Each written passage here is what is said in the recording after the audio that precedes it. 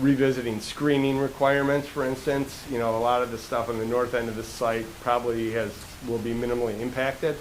But if this use continues to expand and storage gets moved further and further to the north, you know, we might want to revisit the screening. So all those things go into the determination of whether or not they come back for an amendment to the special use. But like I said, they've been very receptive. They're very conscientious about the location, the surrounding uses. So I don't see any problems in the future. All right. Could I clarify what you just were saying, that potentially we could go back and require screening in the future because something else changed around the lots?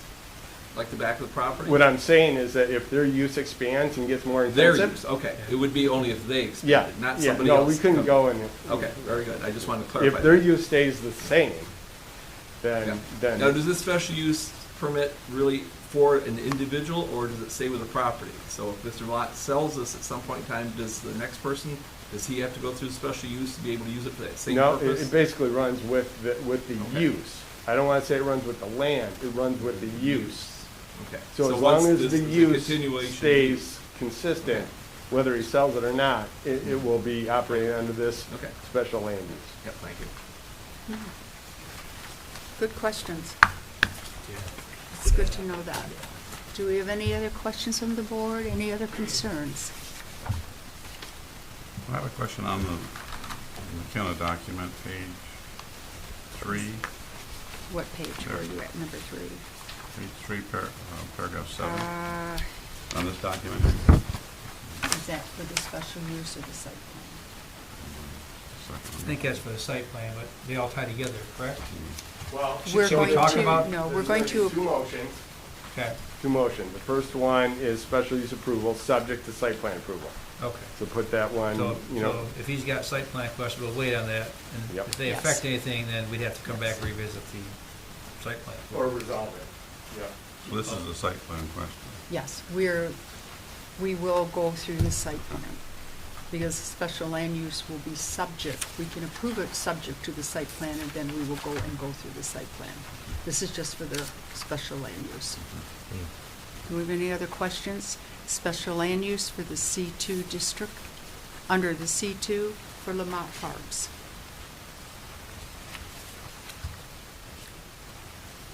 Can I have a motion? Do we have further discussion, or is the board ready? Are you comfortable with moving forward?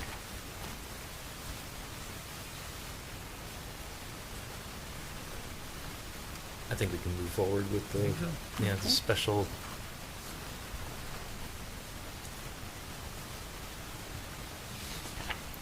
So we'll make a motion for the site plan approval condition to. Special land use approval. Oh.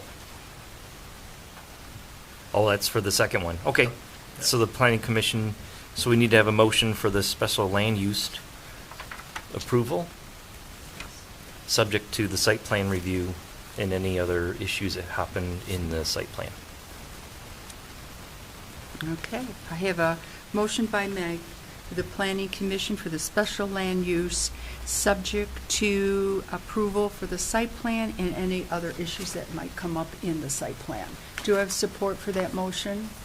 I'd support it, but we should probably put that parcel number 01-28-301-012 on there. Yes, we will be sure and put the Sidwell number in there, that it to be very clear for the Lamont Farms, for the C2 general commercial special land use. No further discussion. I have a motion and support. Can we have a roll call on that? Glenn Mitchell, Yes? Kelly Fletcher, Yes. Lloyd Kernan, Yes? Mike McCanny. Yes. Ray, did I get you? No, you did. No. Ray Kernan. But yes. Okay, Pam Mazet. Yes. Motion for the special land use has been approved. I didn't do it. All right. So we can move forward now Anyway. to the site plan for the Lamont Farms.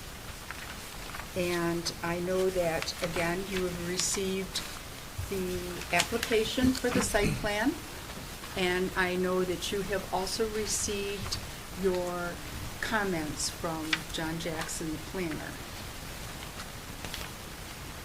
It's not, we don't need that yet. Okay. Thank you. Yeah. So I'm gonna, yeah, go ahead, make Again- comment. Again, we met with and talked to the applicant. They've addressed all the concerns that came up at the last planning commission meeting with respect to providing a delivery area in the back of the building for, product that comes in. They provided the screening that was requested. They've agreed to the condition of providing a pathway along Grange Hall Road at such time that the township requests it. So it's a logical extension of the trailway system, pathway system along Grange Hall. They've met all our requirements, and our recommendation, as you see in the review letter, is to recommend approval of the site plan. Very good, thank you. Yeah, Lloyd, I think you had a question? Yes, I had a question on the screening. Mm-hmm. It says there's supposed to be a 4-foot berm or a fence of some sort, and they're suggesting they do a split rail. That's thing. right. And we approved that? That's right. That's consistent with the character that we're trying to establish in the Fish Lake Grange Hall overlay district. It's a combination of split rail fence and landscaping along the frontages.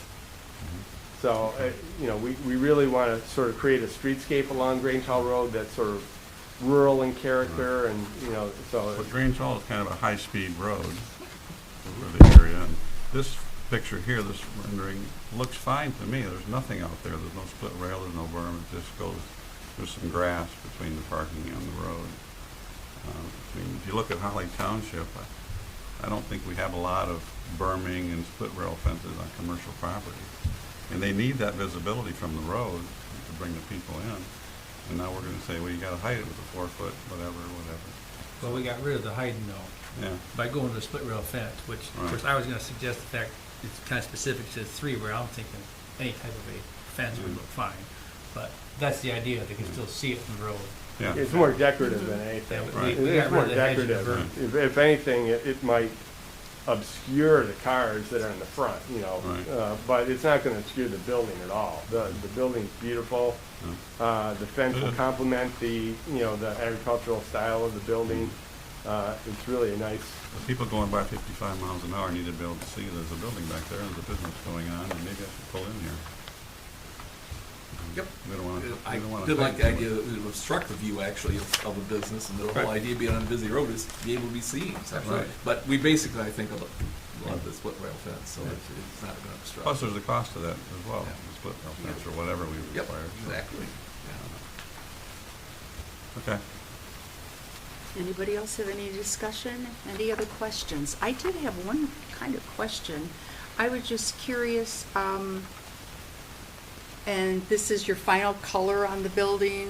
I don't know why, I don't know why that just struck me, as you're gonna have the red roof and, yeah, I like that. I think it'll It's look- hard to get the colors that,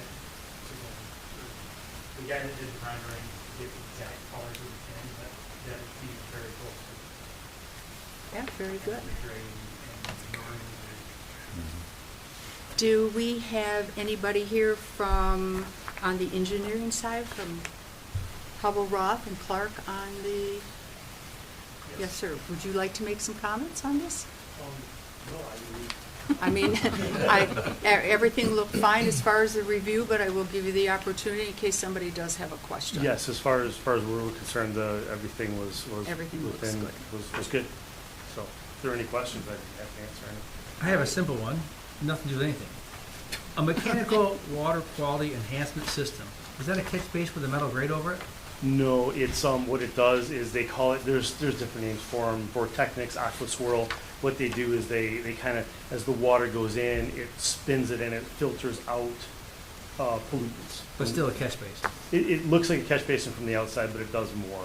It filters out what they call the first flush of contaminants. So where does that go when it filters it out? It sits in there until. Until somebody pumps it out. So like it's a gotta catch be basin. cleaned out probably 2, 3, 5 years, depending on how much Okay. sediment is Just- built up. It was a big word, I wanted to Yep. be sure I understood what we were talking about. Yep. All Anything right. else? Thank you. You're very welcome. I know we had the review also from the fire department, and I think there were no issues. Everything was fine as far as the review from them. So, One more question for John Jackson. Site landscaping. Uh-huh. What is 10% of the site area, including existing public rights of way, shall be landscaped in addition to any parking lot, greenbelt landscaping calculations that have been added to the plans? What does that mean? So. Is that grass? It could be grass, it could be ground cover, it could be any number of things other than pavement, And so 10% of the entire property minimum. is gonna be that way? Minimum. But basically, the stuff out by the road would probably qualify as that 10%. Yeah, and some internal areas as well. Okay. Yeah. It's just to make sure that the whole site isn't just paved over. all right. Any other questions from the board? Okay. I don't have any other questions either. All permits and county permits and will be met, and we've had the reviews, all standards. And so I think we are ready for the board, somebody to make a motion on behalf of Lamont Farms.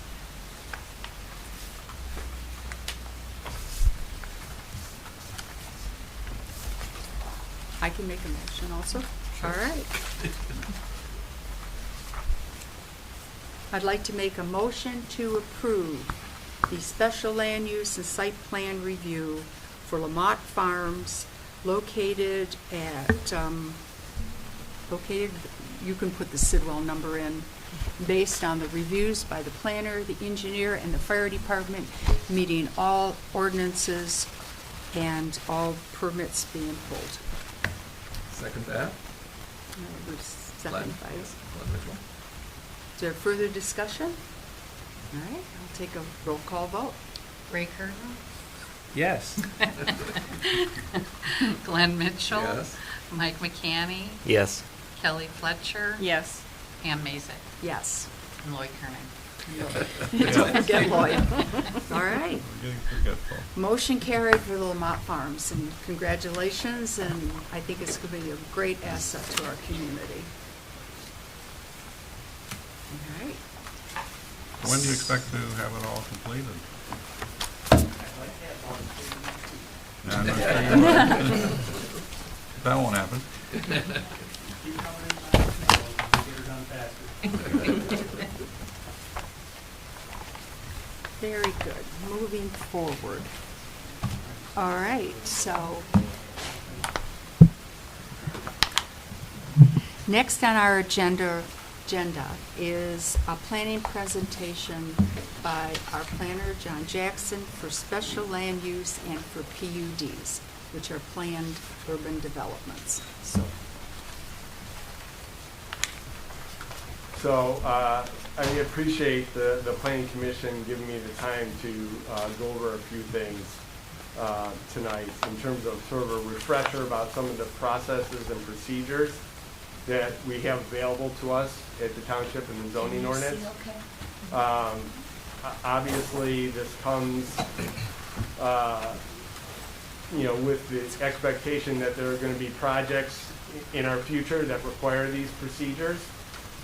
We just did a special use review just before this, and it's likely we're going to be reviewing PUDs and plan developments, like I said, in the future. So I thought it'd be a good idea to go back over this and refresh ourselves on these processes and procedures.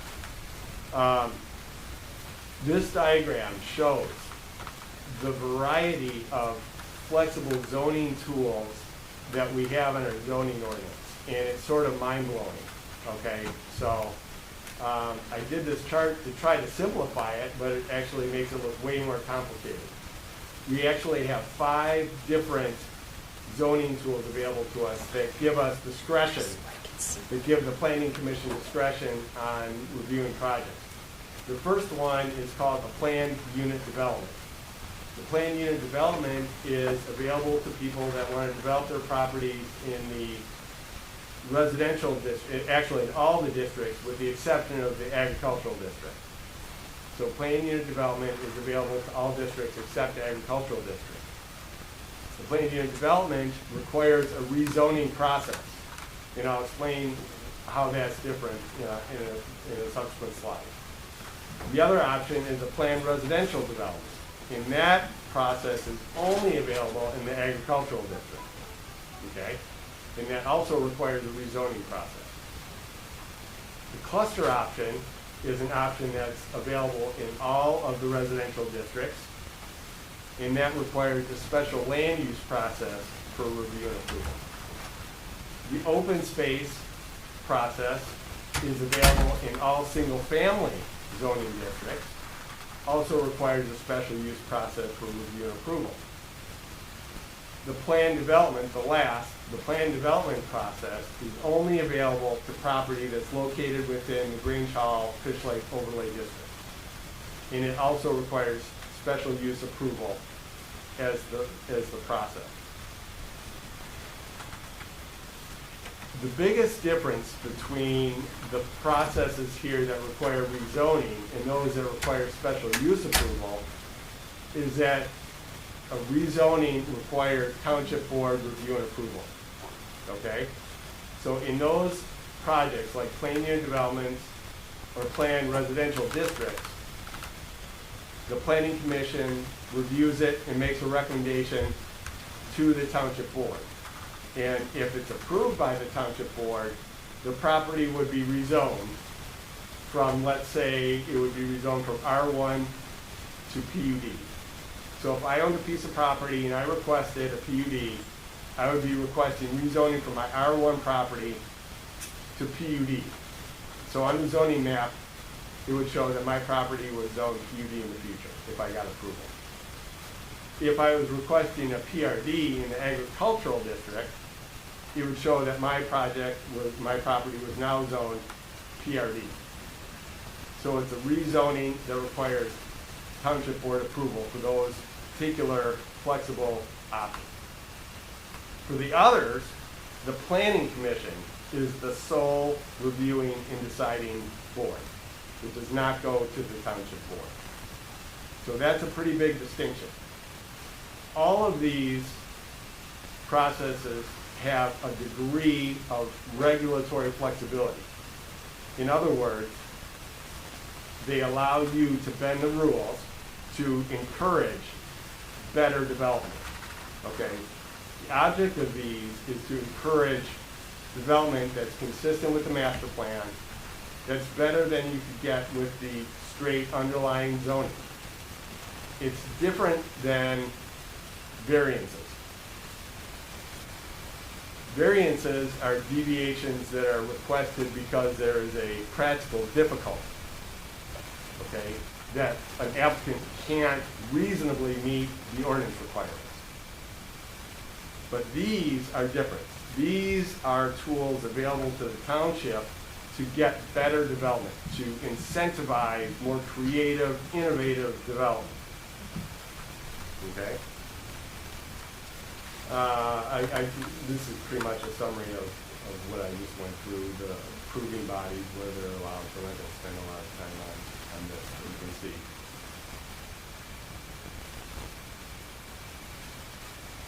So the one I'm going to focus on tonight, because we have a potential planned development in our future. As I mentioned, the planned development is only allowed in the Grange Hall Fish Lake Overlay District. Okay, that's the only place where this planned development process is allowed. And the process for reviewing this is the special use process. So in other words, an applicant will have to come in, submit a site plan and a special use application, requesting approval based on the standards that apply. And with the special land use, there are typically two sets of standards that apply, okay? The first one we call specific standards.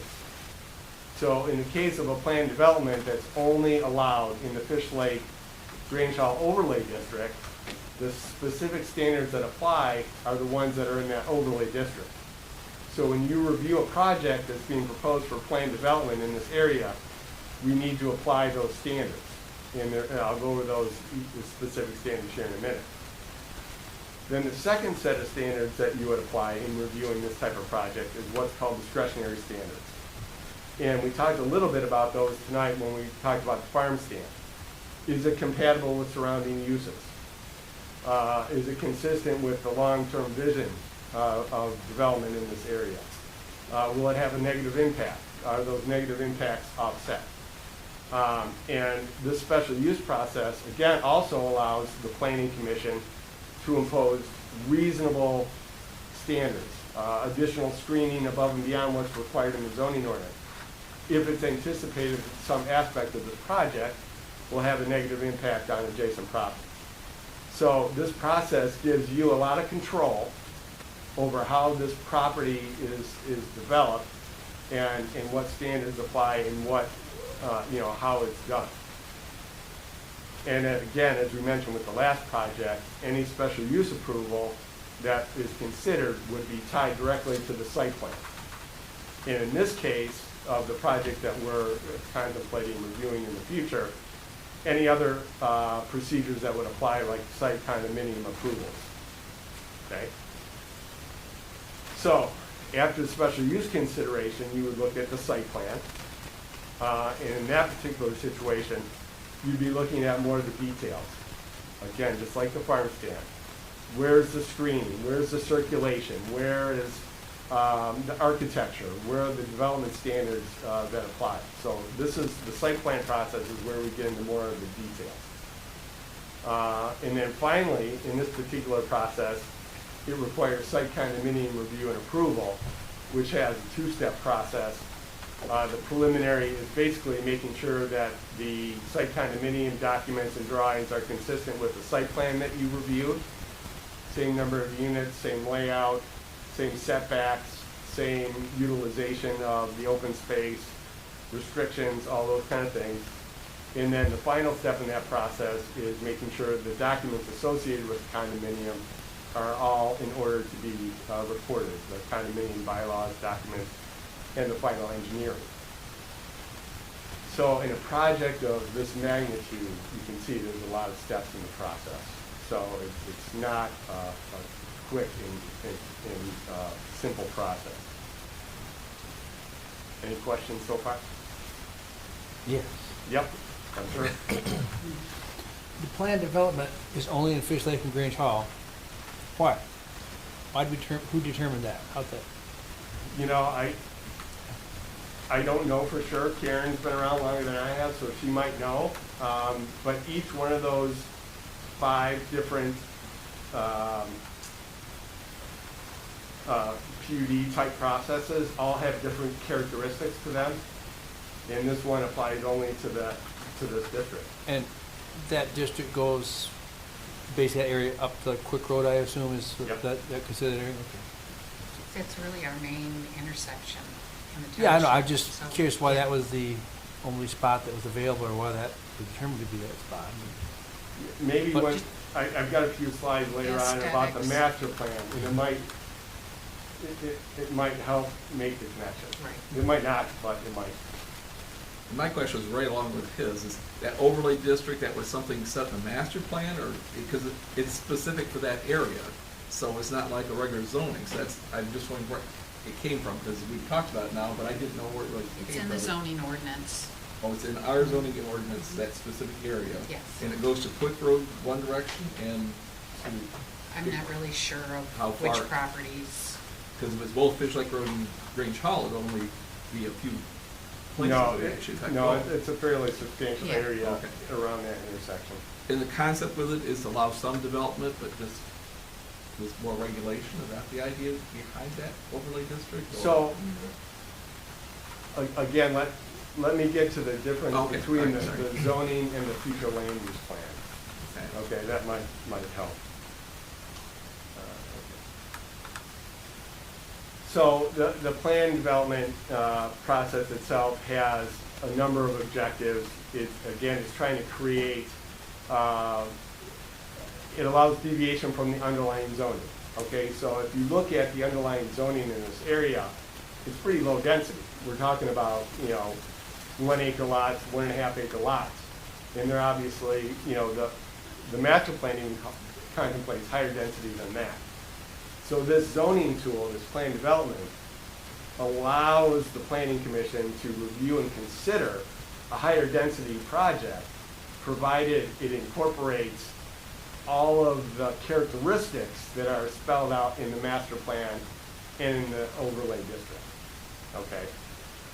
So you don't get that density by right. You don't get that higher density by right. You're not entitled to it. You have to demonstrate that you're meeting the township's objectives, their standards for quality development, their standards for a project that blends in with the character of the community. All those things get tested in order to get the density that's being considered.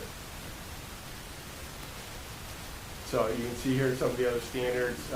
Encourage the use of land in accordance with the character and adaptability. In other words, if there's natural features on the property, we don't want to, we don't want to be, filling wetlands. We don't want to be, eradicating slopes. We don't want to be tearing down trees. We want to be sensitive to the natural features. Conserve natural resources. Encourage innovation in land use planning. You'll hear a lot of terms coming up about walkability, about neighborhoods, about connections and things like that. Those are important concepts that have physical manifestations. So it's important to make sure the words translate into the plans moving forward. Provide enhanced housing, employment, shopping, traffic opportunities.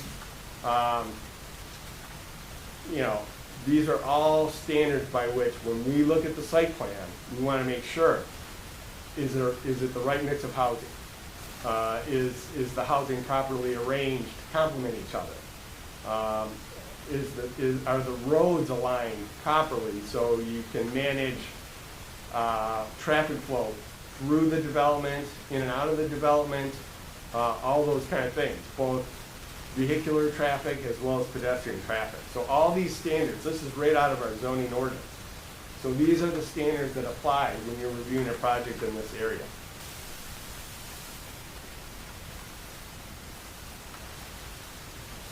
One of the other standards is that the project has to, they have to demonstrate that the project will accomplish at least one of these standards. At least one of these standards. Recognizable and material benefit to not only the ultimate user of the project, but the public. What is it that this project lends to the overall development of the community? Does it complete a trail network? Does it allow the public to enjoy access to natural features that are on this property? Those are the kind of things that we're looking for that are public benefits. A swimming pool that's only available to the people that live in the apartments, that's not really something that's a community benefit. That might be a benefit to the people who live there, but not to the public as a whole. The other thing that it can be used for is to bring properties into conformance.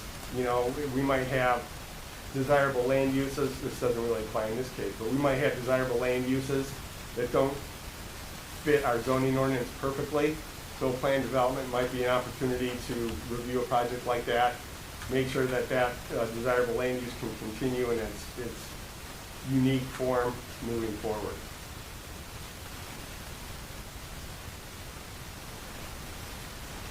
So again, obviously there are standards here that you would want to make sure that the project doesn't adversely affect the ability of the township to provide services.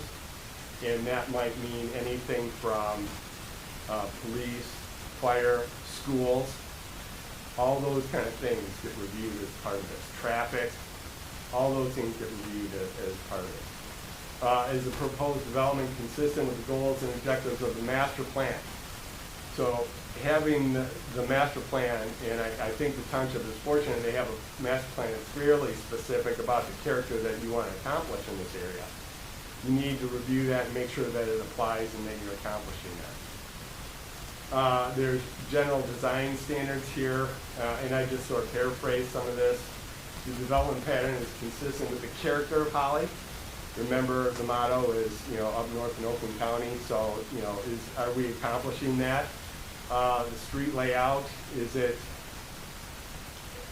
consistent, again, with the goals of creating a road network of connections, connecting land uses without having to go out on the Grange Hall Road to get from one neighbor to the next? Are we incorporating those best practices? And that's what these standards allow you to apply. Pedestrian pathways, again, public, internal, external, signage, lighting, all these standards exist in the Fish Lake Overlay District that would be applied. Landscaping, greenbelt screening, and then just the general site design. It is the intent of the district to provide an environment of high quality, complementary building architecture and site design. So this is not a standalone, the intent of this area is to create a bigger district, a bigger neighborhood that's consistent in character and contributes to the overall development of the township. Okay, so any more questions on that? That's basically an overview of the plan development process and how that applies. Anybody? Okay, I'm going to zip through a couple more slides to real quick, just a refresher of the master plan so you see how it applies in this particular Fish Lake Overlay District. So we went through public engagement for the master plan. We asked people what they wanted to see, and we got their feedback, and we took it seriously, and we incorporated that in the plan. There's a public hearing, so people came to that, and expect to see this type of development reflect their comments in the master plan. The land use plan, here is the elusive map number 10, the future land use plan. I've got to zoom in here for a second on the area we're talking about. But in the master plan, we go to great lengths about describing not only the numbers, it's not just about the number of units, right? It's about the character and what it looks like when it's done. So this is sort of a vignette of the rural estates area. And we talk about flexibility in terms of the number of units you can get, even here. So you can develop this property by right when you get a certain density. But if you incorporate other best practices, clustering, transfer of development rights, things like that, you can get more density. You can get more value. This is low density residential, and you can see it's not anticipated to be conventional subdivision type of development. That's not what, when we did the visual preferences during the master plan, that's not what people pointed to and said, I want that. They pointed to things like this. Part of the area in the Fish Lake Overlay District is designated as neighborhood residential. And the neighborhood residential that the people said that they wanted to see was more like this. And again, imagine a neighborhood in the village of Holly being developed out in this area as opposed to a subdivision. So that's what people thought of when they thought of up north in Oakland County. That's what they thought of when they thought of the character of Holly Township, is sort of this organic growth of neighborhoods that they've seen historically over the years. Rural town center, again, not downtown Holly, right? Not downtown Holly. It's more of a informal collection of buildings, informal streets, informal spaces, connecting these buildings and neighborhoods together. I think the farm stand that we just looked at is a great first step in sort of creating this concentration and node of development. But this is the kind of thing that people said, yeah, this looks like what we want.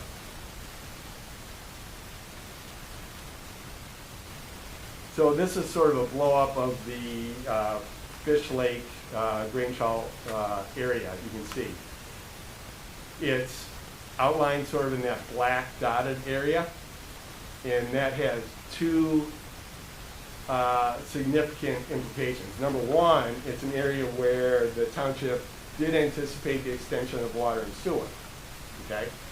So it was anticipated that this would be an area where we'd see higher density because you're gonna have water and sewer. It's sort of an extension, it's adjacent to the village, so it's a logical extension. The other significant aspect of this black outline area is it's what we call a receiving zone. You see the areas around it are outlined in red. Those are what we call sending zones.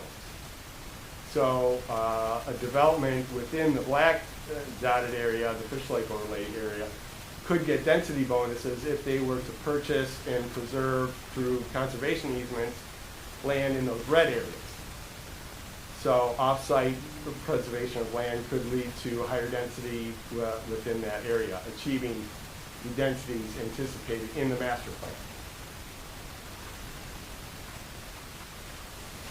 So the area that we're talking about obviously is on the north side of Grange Hall Road. You can see it there. The rural town center area is the area in red, and then the neighborhood residential area is the area in yellow. These are some other images of sort of creative development that people indicated that they would like to see. It's sort of an active use of open space. Over the last several years, there's been a lot of open space preserved passively for trails and things like that. But recently, there's been a movement towards more active use of open space. The township is, I don't need to tell you guys, the township's pursuing some active agricultural uses for its community center in the Holly Farmstead area. So not unfamiliar with this concept. But this also could include some residential uses clustered in there of different types, townhouses, single family. So we're not opposed to a variety of housing types in this area, single family, attached, townhouses, apartments, accessory dwelling units. There's a whole range of housing types that could be perfectly appropriate in this area to get to the density that's available. The key is, what does it look like when it's all said and done? Again, different use of open space, both, community open spaces as well as productive open spaces, different types of commercial uses as well as residential uses. So this is the vision of the master plan here that the township has adopted. And we have the tools through the plan development process to get this type of development.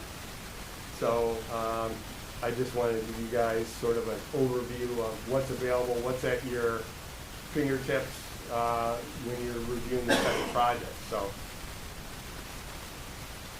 any more questions? Any questions at all?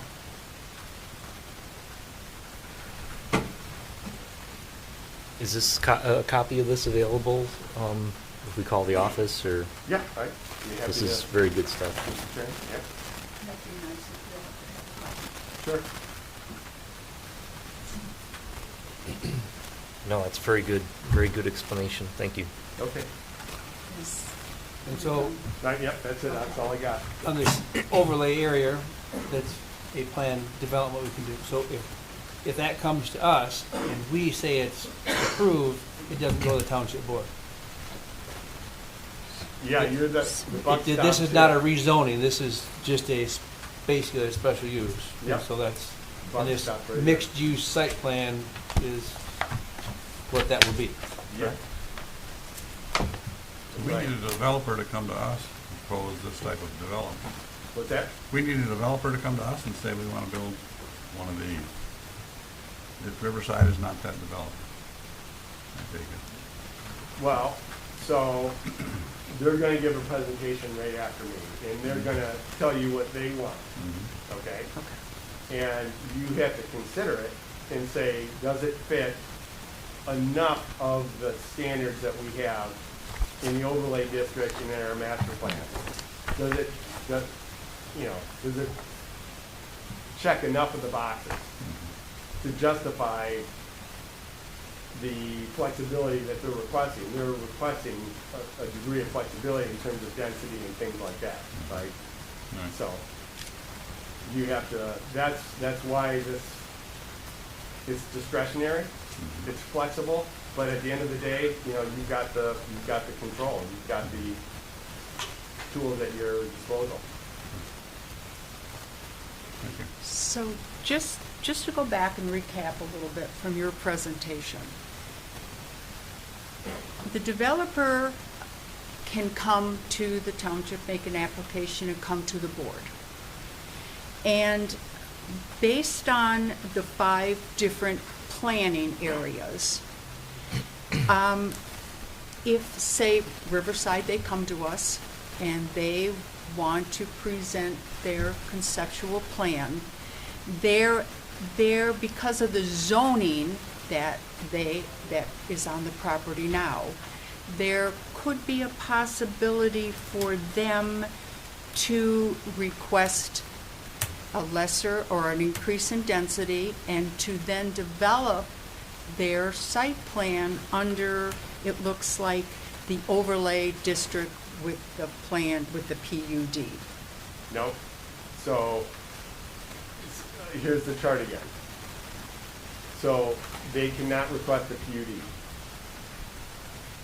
PUD is not an option. They would have to do it under the Plan- PD in plan the development. overlay Correct. district. Correct. Okay, the PD, I said that wrong, Yep. in the overlay And, district. and it's not so much that the PUD is not available, because you can see it's available in some of the zoning districts that apply to this site, right? Right. But they couldn't get the density that they're asking They for. can't get the density because. So that's why the plan development Okay. is the only option that would let them achieve the density that they're trying to get.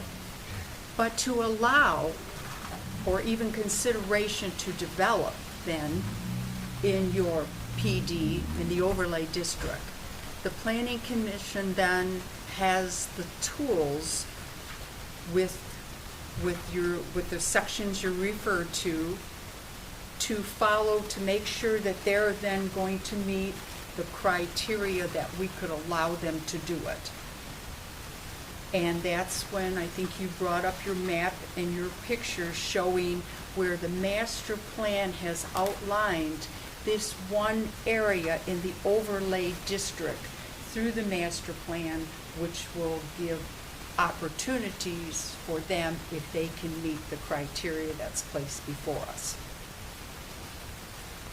Whether it be increase in density, we would have to look at, and the master plan sounds like it will be our tool for us to follow as far as characteristic, does it fit into the area, is it safe for the community, does it meet all of whatever we are looking for, and the master plan is telling us, giving us those tools to use.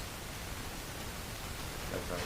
So basically, so our first step after that application goes through the township, it comes to us, is first, I would think, for us to either approve or disapprove or whatever, where they are able to develop under probably the PD, able to develop, before then we can move forward with how we would say design, safety standards, street standards, and all of the other criteria. And so they're here tonight to give you sort of an informational presentation on where they're at.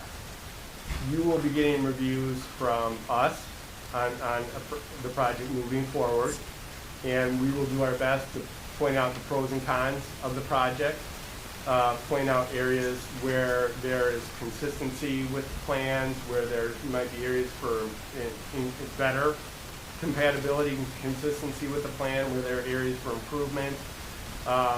That's our advice to you. You're the decision-making body. Okay. The engineers will be engaged throughout the process as the plans evolve, as I mentioned later on in the project, more so. But we want to make sure that they have concepts of engineering, stormwater, and that sort of thing as it evolves. Obviously, police and fire will weigh in to make sure that access is appropriate, that building placement is appropriate for safety and things like that. So you will be getting a team of experts that are reviewing it as it comes to you.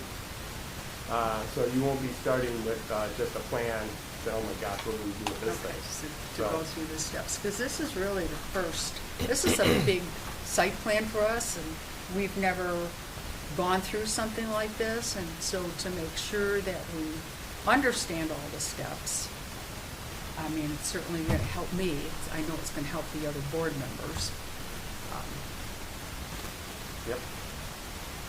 And if we can have a copy of that, and again, in looking through that, as I said before, for your ordinances and references, pull those copies out and keep them with you, and you can access those right online by going to the township website and going to the ordinances. I know I've had to read through, but, so that's my concept of this right now.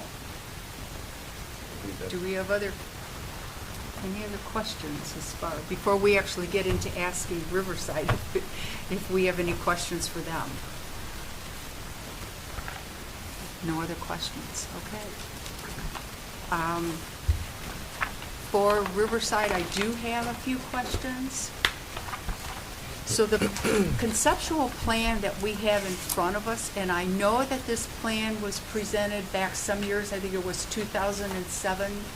Is this the same plan back then? Or would you state your name, sir? Good evening. My name is Jim Epping. I'm a land planner with J. Epping Partners and also Director of Planning and Design for Silverman Home Heavens tonight. Okay, thank you. I'm happy to go through a brief presentation, but I think maybe more specifically, thank you, Mr. Jackson. It's really a great review and certainly helped highlight the process for me as well. To answer your question, Mr. Chairman, this plan was really what you're looking at today are 2 or 3 phases of a much larger plan. Move up to the front. Oh, sure.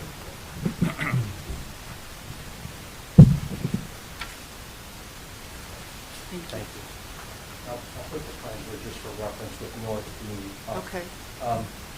To answer your question, these represent 3 phases of what in 2008, really starting back in 2003, was a much larger, parts of it south of Grange Hall Road were planned unit development. North of Grange Hall Road, which is where we're looking at tonight, was a planned special land use and a planned residential development. Those were all approved, and most of them, as you know, were built back in the early 2000s. These remaining phases were approved. The density, the land uses, both multifamily, commercial, and single family were approved. Because of the downturn in the economy in the late 2000s, these phases didn't go forward, and because of your ordinance, if they aren't completed within a certain amount of time, they expire. And so really what we are tonight is coming back to you to reintroduce these plans to you. To answer your question very specifically, is in the 2007 plans, they included multifamily attached condominium.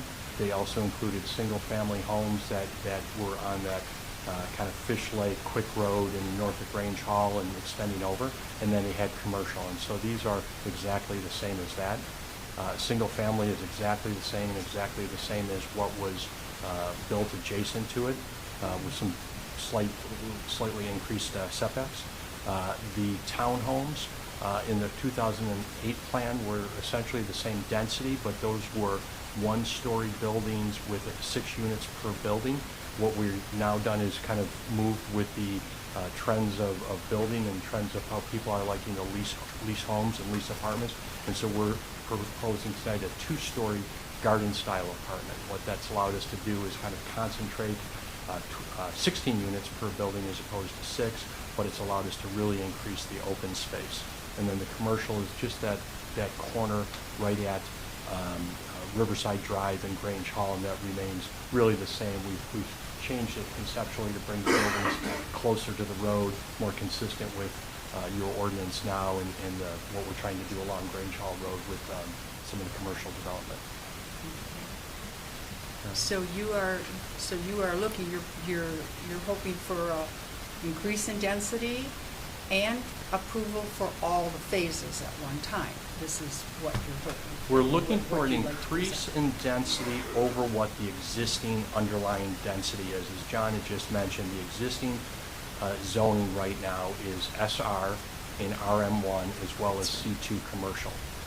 We have spent a tremendous amount of time back right from the very 2000s up until today working with your master plan. So in my opinion, and I think if we went through the master plan, this is exactly consistent with your master plan. It's also consistent with the density that was previously approved and the density that was built next door in the earlier phases. So yes, you are correct. From the existing SR zoning, it's an increase.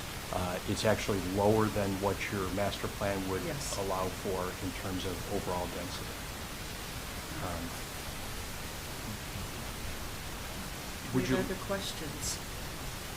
So the next step, basically, since this is conceptual, it will come back to us with further review, or with, I do want to clarify, it may have been consistent with the master plan prior to 2016.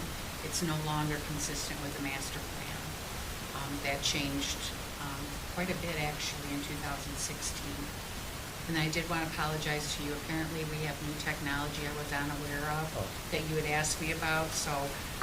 we'll do that next time. Okay. I asked if we should bring a PowerPoint we can walk through. Right. But I appreciate that. So if I could just kind of, if we have time, I could go through that. We have reviewed not only the original master plan, but the 2016 master plan.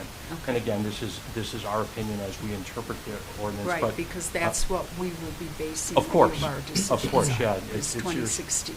Of course.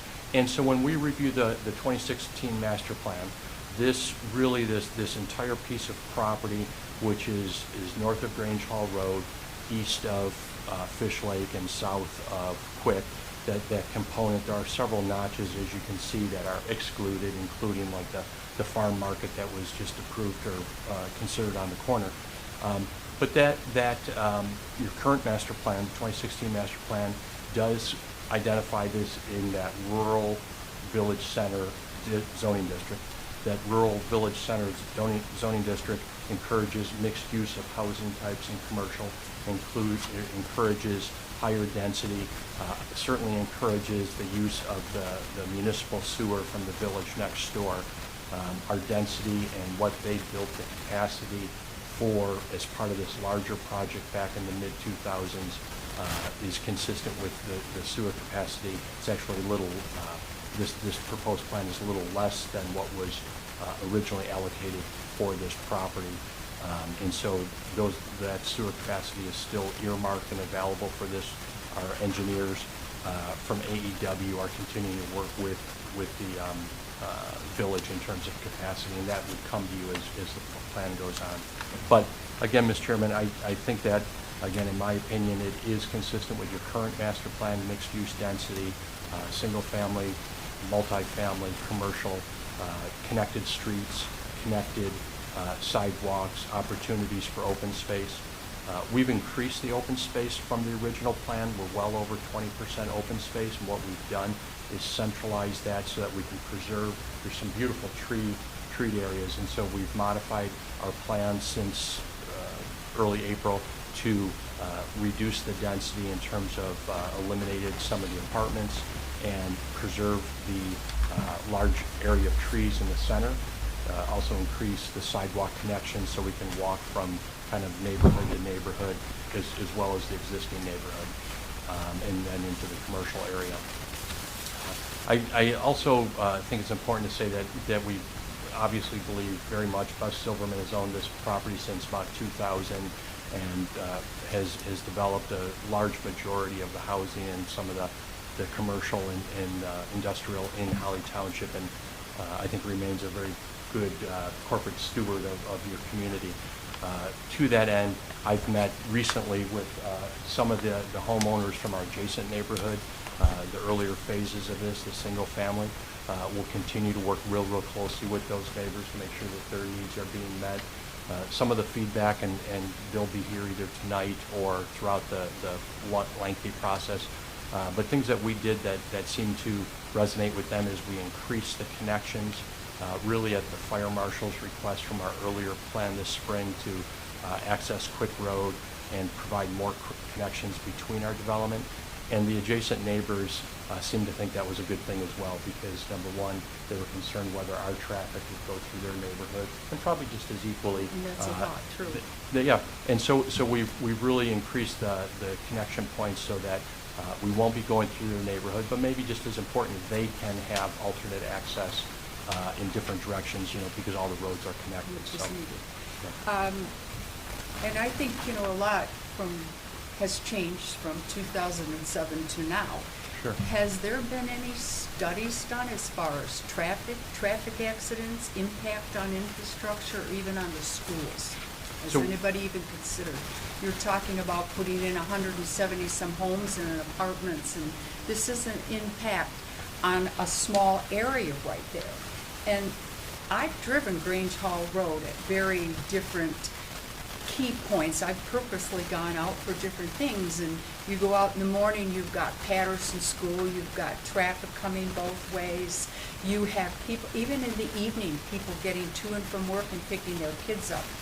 And it can be very problematic in a sense. So have you done any kind of studies? Great question, and I can argue with those points. Yes, we're doing, Steve Pangori from AEW, our engineer, is here tonight. His office is completing a traffic study. That's one reason why we came tonight, really just as an informational meeting, not asking you to take action, really to get this feedback. We're completing a traffic study now, and we'll have that submitted for you and for That'd be good. the consultants to review. That's looking at both impact in terms of how much traffic as well as traffic movement, so that we know where people are going to be going. We're also continuing to work with the village in terms of infrastructure, both with sewer and water capacity. We had a meeting, pre-application meeting where the fire department attended. I think they're here tonight. A couple of And, our fire department is here, and there has been some discussion, I know, with regard to the water source and the amount of water and Right. I don't know if I'm using the right word, the piping. Is there enough piping or enough piping if you have to get in there and put out a fire? I don't know. So the chief can certainly speak on it better than I can. He provided a terrific letter of review. But yes, we've agreed to do flow studies, both at normal capacity as well as peak capacity. So we'll be working with the fire department. This is an incredibly big and important project to the township. It's also an incredibly big and important is. project to us. So we're not in a hurry. We're here to meet with you and to kind of open the conversation. We're committed to building things very, very well and making sure that we don't, I don't want to say leave a problem, because we're not leaving. Buzz Silverman has worked here for the last 20 years and will continue to work here. And so we're really basing it on a reputation and on building great neighborhoods within your community. And so, yes, we will continue to complete those studies and get them to you. In terms of schools, I have not had that conversation yet with your school board. We're in their building, and we'll do that. I know in think other. that's important, because most of those kids right there, of course, if they're middle school or high school, they're gonna go to a different school. But if they're gonna go to Patterson right there, so I'd be curious to see too how that affects the school. We'll make sure that we get those answers. I know in similar communities, and those are just by comparison, we're doing a project right now in Independence Township, down the road outside of Clarkston, and similar sized neighborhoods going in, similar school system in terms of infrastructure, and maybe different here, and we'll find out. In Independence's or Clarkston School District, they said that they could, the impression certainly from the community was, boy, our schools are crowded. The superintendent actually provided a letter in that community saying, boy, we could use an extra 1,500 students. So we'll find out about the status That'd be here. good, that'd be good. And I know to keep a rural atmosphere, we don't wanna see a 5-lane highway going down Grange Hall Road, but certainly consideration for traffic coming in and out, possibly a light there or whatever. We'd like to see that as well. That'll come out as a traffic study. That, of course, isn't up to us. That's a county road, and they would make those determinations, but certainly they'll be part of that review process. I know that the school has that light just almost immediately east at their other entrance. So between Steve and his team, and then ultimately the county would determine, that, but we'll support whatever works for sure. That would be a lot nicer. You said that the apartments are something that the people in the area wanted compared to the condos? What we're finding in terms of rent and quality of amenities, fixtures, kitchens, closets, those type of things, we're seeing two-story garden-style apartments. Everybody has their own door. It's not like a center hallway type thing.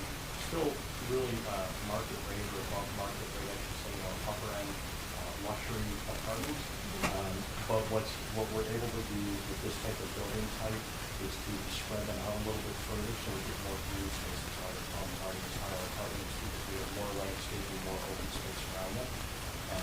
We are, John mentioned that clubhouse we are proposing for that community, clubhouse and a pool.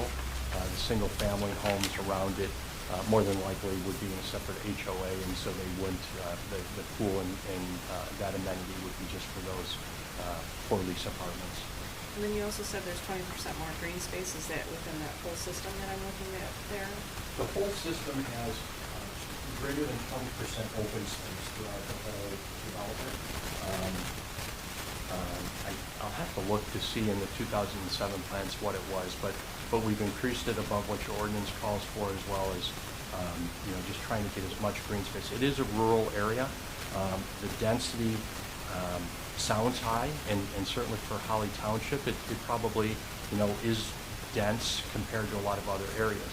Yeah, driving back in the other section that you have back there, those houses are really tucked in there. The single-family homes are 3 units per acre. When we net it out with the apartments, we're just over 4 units per acre. So it certainly is more than what is there now, but and is frankly probably could be considered a nice neighborhood for this community, but meets actually is less than what your ordinance would provide. In terms of comparison to the existing neighborhood, the lots are the same size. We're actually increasing the setback from what is there now. I believe, and I'll have to fact check myself, I believe that the setbacks back there are a total of 13 foot, 8 foot on one side and 5 on the other.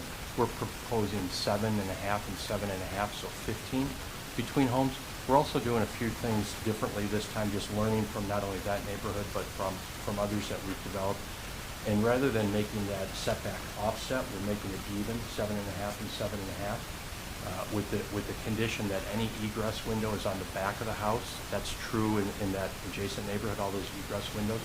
What the neighbors had told me, and it made perfect sense, is because they're offset as opposed to even, some neighbors will put up a fence and others will store on that larger side a shed or garbage cans or something. When we make them even, and then within the HOA documents, we prohibit the ability to put a shed or frankly anything that would block the fire department access. It's also a lot easier when I'm cleaning my gutters and setting up ladders to have enough room on my property on either side. And so similar to the next door neighbor, probably very, very similar homes in terms of size and quality and how nicely that neighborhood's turned out, but a little bit different, a little bit bigger in terms of setbacks. I did, looking at your sanitary sewer service, where you say there's 340, I had to look it up, what REU was, residential equivalent unit. And you're proposing to use 306 REUs. I mean, that kind of brings you to me kind of close to what's allowed, but you are obviously going to have to work through the village for this. I would hate to think that, and I don't even know if I'm saying this right, that you build and you have a build out. Have you done a build out study to say, is that adequately going to meet this, and a few years down the road or at some point it's not going to meet it and there's going to be an issue? It's a great question, and Steve and his team will continue to study that. They're working with HRC, your consultants, your engineering consultants, and then as well as the village and the village consultants. An REU, or you're exactly right, a residential equivalency unit, really is a measure of how much sewer capacity every home generates and requires. And single-family homes generate statistically more than multifamily homes. So multifamily and single family have different calculations. Those don't, once that single family home is built, unless someone's to double the size with an addition and put on more bedrooms, it's really considered by bedrooms because that kind of determines how many people live there. That will stay fixed, and so the village, through their sewer plant, is built that and worked with Buzz and our team throughout the 2000s, built that plant to accommodate not only the village, but adjacent areas like this that were always destined or designated to have that capacity. And so Steve and our team continues to work with the village and to validate, and yes, that those REUs are still available for this property. It'll still have to go through not only your approval, but all theirs as it relates to sewer. And once those are essentially spoken for, then they stay with this project. And if the village decided to build, a 8-story building, they would either have to have capacity for that or expand their sewer plant at that time.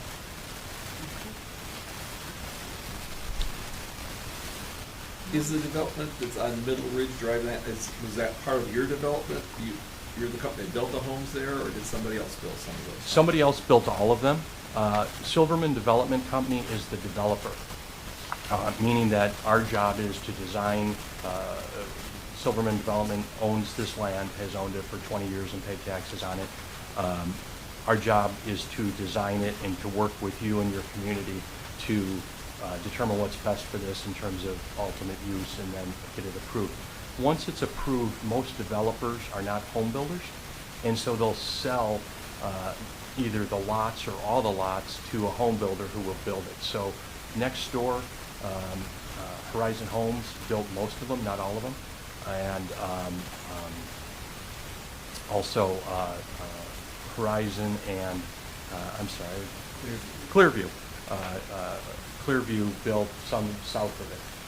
What's interesting too is because of the time that's expired, Silverman Homes didn't even, other than get that property approved, didn't even develop it. In other words, didn't build the roads or anything.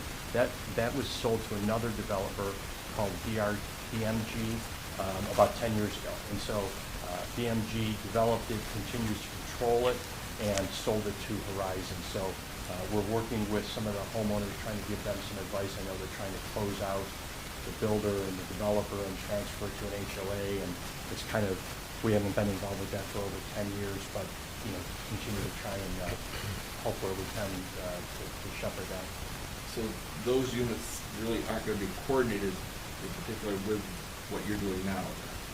Because it was a separate developer and separate builders that really. That's correct. That's correct. Separate building. But you're saying the size of the lots are going to be very similar, just more Yeah, setback and more between homes, is that right? The 2 feet extra between homes or 1 foot per home on each side. The lots are proposed here to be 50 by 130 feet, and I believe that's what they are in that existing neighborhood. The earlier phase is that same size. That's a concern I have, is how tight they are together.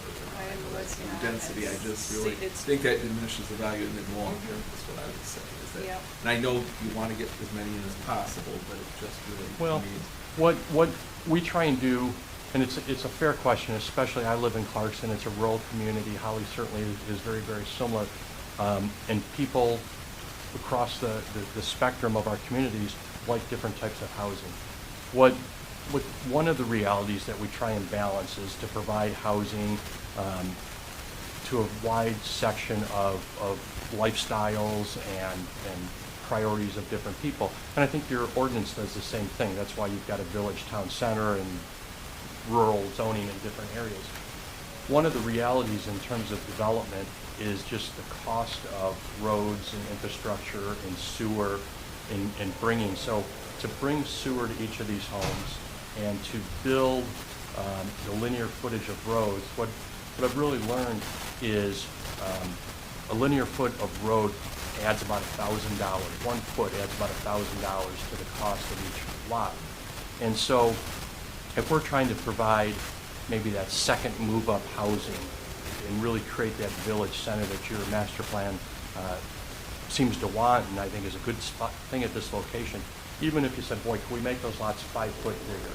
Well, it would add a minimum of probably $5,000 just to the cost of the lot, and then the lot, that developer that would then sell it to the builder, who would mark it up, who would then sell it to, you know, all the different supplies. And so what it really translates, sadly, to is that that same house with maybe an extra 2 feet on either side of it might cost $10,000 or $12,000 more or even more, which either A, can put it out of reach for a lot of families, or B, can make it so it doesn't even qualify for a mortgage because, you know, at the end of the day, it's about square footage in terms of mortgages and comparables. And so we're constantly balancing that how do we build this type of housing in this type of location with these great amenities and still make it affordable. I don't know if that's a reasonable answer. I but- understand yeah. that, it's just still, Yeah. It seems like the city's being moved up here, is the way I see it. The other thing Seems is, and very maybe it's a small. little too much, is when you're putting 2 stories in, you're putting density like that, is there gonna be enough parking? I witnessed a place that had condos and there were 2 stories, and they had 1 garage for each place and a driveway, but when families have 2 or 3 cars, there was always 1 car was behind the garage, and then there just wasn't space in the roadway to park because there were so many units. So I have True. some concern that the density of that would be too high to cover, I guess, for the vehicles that would likely be there. So when we look at a building on there for the apartments, are we looking at just 2 apartments per building, or how is that? Each building would have 16 apartments in it, so there'd be 8 on the first floor and 8 on the second. 16 each. 16 real- apartments in each separate building. Yeah. That's right, that's right. So we're proposing a total of 224 apartments. You said 224, Garden yes, style. I did see that. Phase 1, which is the majority of this area, would have 145 single-family homes. And then this area, which is really kind of tucked into Each building. the existing, is an additional 26 homes, where it just kind of fills in a couple of the voids up there that was, again, always planned for and actually approved back in the mid-2000s for those homes and really all these. In terms of the configuration, I don't disagree with you. One thing that with those condos, with the garages and the driveways, certainly great and successful in many, many places. It is a different price point, a different style of home. But because of all the driveways, you really can't park on the street, and so it does become a kind of an issue on Super Bowl Sunday. What we're proposing are the apartments in clusters, usually of 2, with perimeter parking, so it has green space and landscaping, and it has perpendicular parking around, still plenty of access. For the fire department, the fire department mentioned hydrants on both sides, which certainly we agree with and will come as we get further into engineering, but it provides greater parking. We tend to exceed just slightly the ordinance. Most ordinances call for about 1.75. I will have to verify specifically what Holly's asking for. We like to have 2 or just about 2 parking spots per unit, because that takes care of husbands and wives, roommates, visitors. At any given time, we have at least 2 per unit. If that doesn't work, we can seek that adjust. And the parking is not being covered or garage at all, it's just the open parking. That's correct. Yes, no, but that's what I was going to ask, was there ever any kind of covered parking for you? Have you, as far as, it seems like a lot of apartment buildings for me. Have you studied this to see that there is this real need for this many apartments here? It's 15 buildings or 224 units.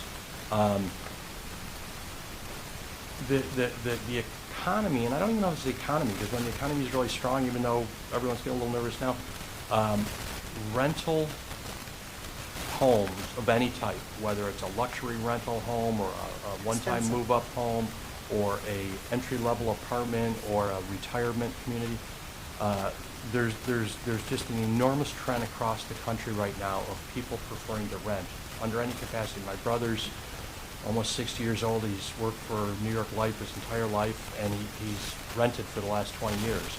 And it's just what he and his family do, and it's the way they set up their budget and how they invest their money. And so people rent for different reasons, and what we're seeing is more and more and more renters, not just young kids who just graduated from college or are getting their first job, but it's really people across the spectrum are now seem to be renting more and more.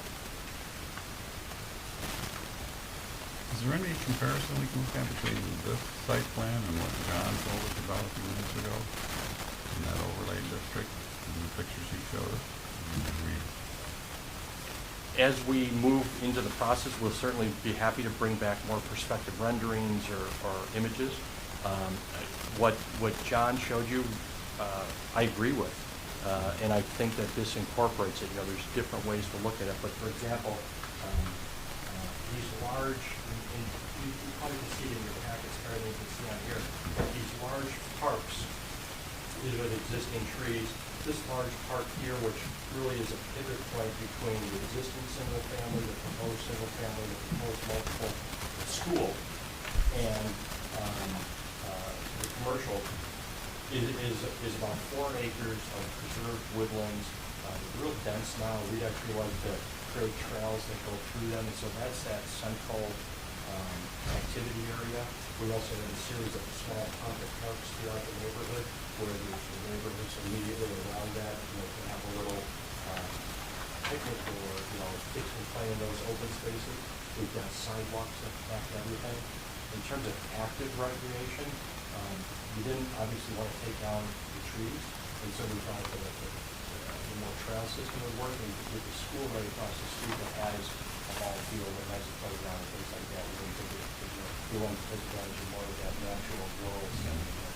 So again, I think if we go through the master plan, and we'll do that as we come back to you, but we'll be more articulate in terms of how we believe that this does meet exactly what John talked about.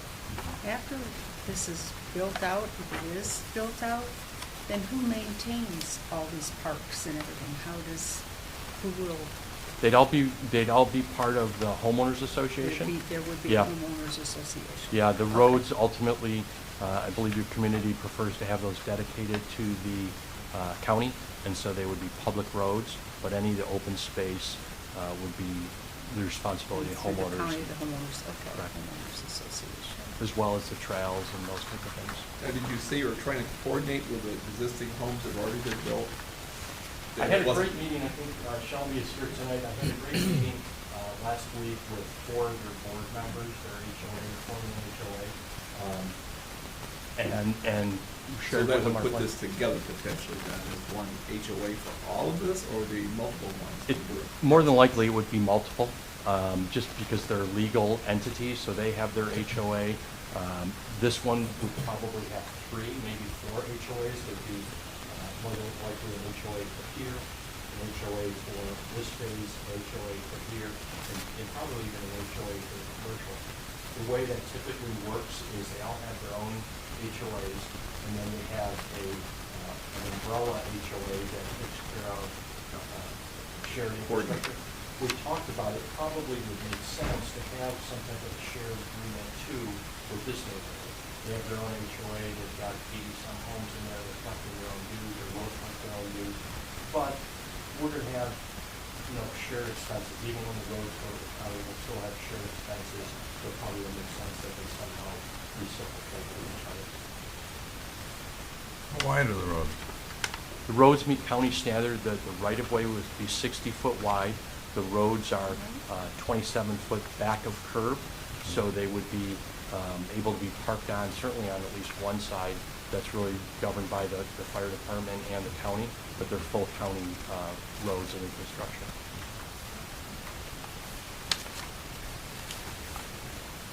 Well, I think we're going to have our work cut out for us. No one's going away this summer, are you? And so go from there. Do we have any other questions? I'm sure we'll have a lot of questions, but anything else for the board? Any other concerns, comments? Mr. Chairman, in terms of process, We heard real clearly the comments tonight, as well as the planner's presentation, which I thought was great.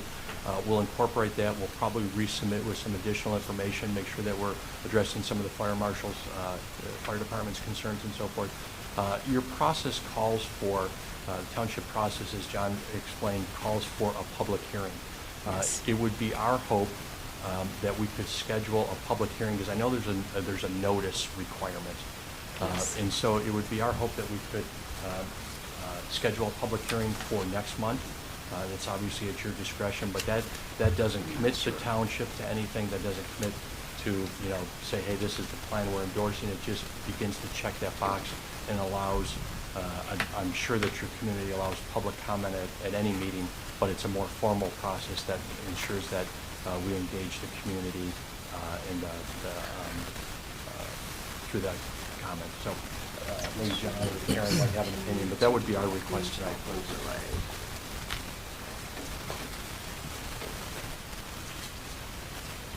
Our next meeting is scheduled for July You 5th, will which is right after July 4th. underline some of the plan Not probably me, development but option. I think we've got either 14 or 21-day notice for public hearing, so that would be our request, just because it will come quicker. Yes. This will have to come before us for a special land use, yes. Yeah, I appreciate that the developer obviously wants to make progress, and we want to work with them closely. I think between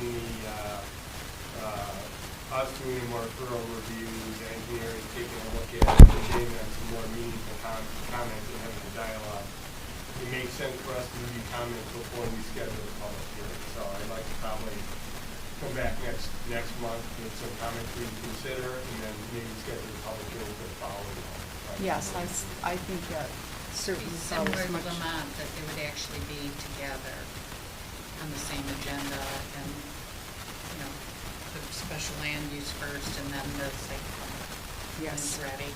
yes, because if that's, and this is the process for the special land use. Mhm. We're not going to be ready for a special land use decision in 21 days or in a month. No, but that would be a step that they have to take. Right. I certainly appreciate their opinion, and we'll go with that direction. To answer your question, we weren't necessarily asking for a vote at that time, but just to, again, there's kind of a litany of check boxes, and the public hearing was one of those. So we're just asking that, but I understand what John and Karen are suggesting, and if that makes sense to you, we'll certainly accommodate that or accommodate your schedule. Appreciate it. Now, you talk about concerns of the fire department. What other concerns of the fire department? You're here and there. Just something we can think about for next month. Yes. So we had a Zoom call on the 12th. April. Yeah, of April. And at that time, we reviewed their first site plan. After the Zoom call, we got the second site plan and reviewed it. Just sort of in summary, and did you get a copy? I did, thank you. Yeah. Yes.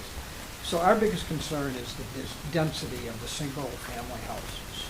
Our proposal was that we move from a setback of 7.5 feet to 10 feet.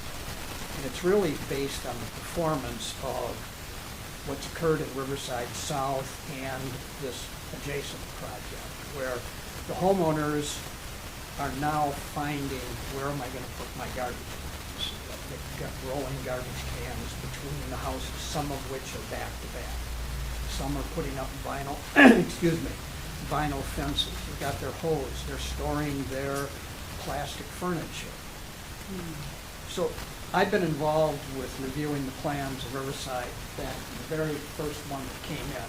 And the lots in the beginning were bigger, and the buildings didn't have roof overhangs, they didn't attach fireplaces on the sides of the house. And as each development, things began to get more congested.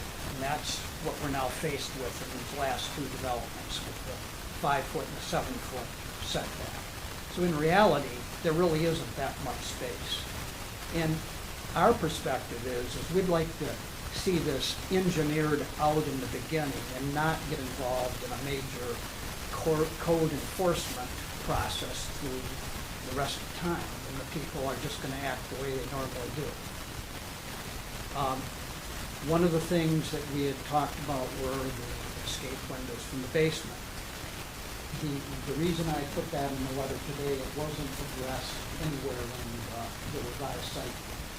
The same, they're proposing a 8-inch looped water main off of the existing 12-inch. What we wanted is something similar to what they've done on the sanitation side, on all of the drainage calculations, where they do an analysis of the water to meet the required fire flow for each of the sections, where we want like 1,000 gallons per minute in the residential that exceeds the peak daily demand. So that's a calculation they have to do. They indicated they'd do that, but again, it's not shown on the site plan. In the multifamily area, we're concerned about the layout of the parking. If you notice,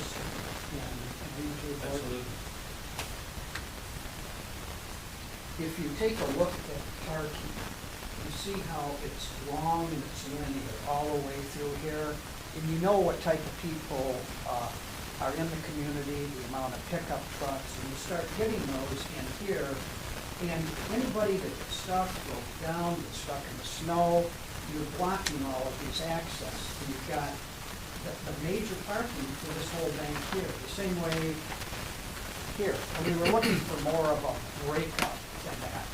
Plus, any of you that have plowed snow, what do you do with the snow when you have that type of length, and how much parking are you going to lose? So it's sort of an access and a design thing. We're hoping for a little bit of modification there.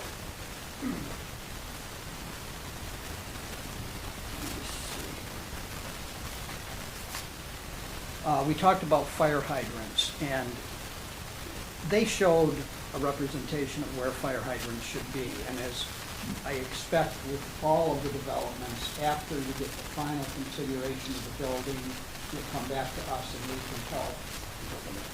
Preliminary concept. Yeah, because one of our concerns was, we require 500 feet between hydrants, so no place on the road exceeds 250 feet. But it's on both sides of the road, in the parking area as well. We can't be trying to get hoses from the county road to the back side of the building where people are coming out and so forth. And they indicated they do that, but it's not shown on the most recent site plan. And as long as we're going to review it, we're going to point it out. So you won't get it.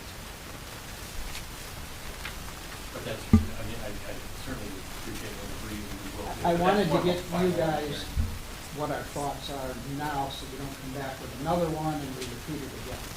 Thank you.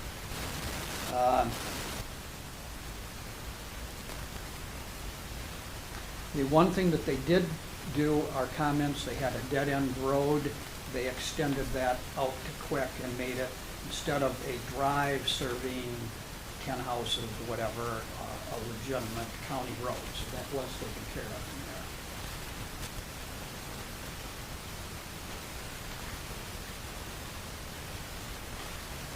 Matt, do you have anything to add? Was there any concern by the fire department on the density of the housing? Yes. Seemed like if one house would burn, it potentially would burn ones on each side of it, or Yeah, potentially. that's where we had proposed that they increase the side setbacks from 7.5 feet to 10 feet. And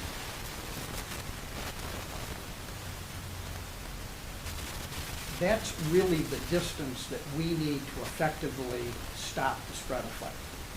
And by getting that extra 2.5 feet, it makes up for what we know is going to happen with the homeowners. We don't want combustible material stored there, but it gives us that little extra space. So I get a question is, so do you have areas, or, like you say, the people that live in the apartments, for them to store their extra, like storage units, or would that be inside in a basement for them, or what? Specifically for the apartments? Yes. We would provide interior storage for. Interior for, storage. apartments. It is, always a concern of anybody who lives in an apartment of enough storage. We're not providing, planning on providing garages or those type of things. Okay, fine. The reality is because what I mentioned earlier, so many people do rent now in different types of housing. There also is that proliferation of mini storage. So a lot of people that might have a lot of toys, jet skis, whatever, motorcycles, oftentimes if they live in an apartment would have a mini storage unit as well. But we don't have any exterior storage for within the apartments, and all the single-family homes have a two-car garage. Thank you. Madam Chair, if I could. So, these are great comments, and, it just goes to the complexity of the process of reviewing this, right? We know that the proximity of the buildings to each other is a concern that's going to have to be addressed, but that may or may not translate into a change in the number of units that they propose. It might be a design issue that they need to address. They may reconfigure it so that you get the proper separation, but end up with the same number of units. They may Have to introduce, decrease the number of units. instead of single family, they may introduce some more of the four-unit attached condos, to get the numbers that they want. So there's flexibility in this process. The fire comments are critical. We need to address those, the practical issues of where people store things, where the snow goes, all that is very practical issues that can be addressed through design, not necessarily a density question. Okay, so it's not necessarily a numbers question. Surprising coming from me, but.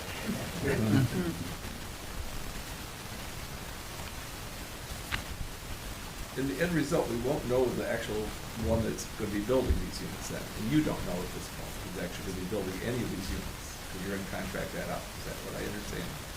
Through this process, it's likely that we'll know that because we'll begin to show architecture and things through the process. It is a little bit of a chicken and an egg type thing that we have to get closer to an approved plan before we can really get builders to say, yes, I want that.